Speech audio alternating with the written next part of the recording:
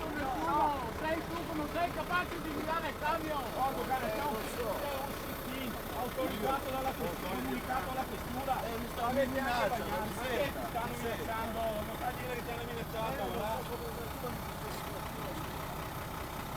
Ma non avevi che per non sapere qua? Io sono di Cuneo, sto lavorando, lo potete Sei di Cuneo te? Tu ti becchi una querela sicura.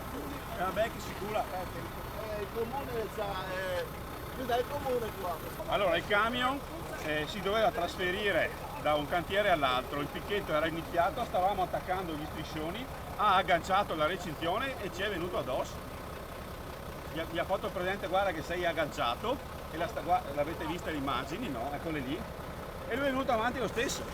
E ha travolto quelli che stavano allestendo gli striscioni.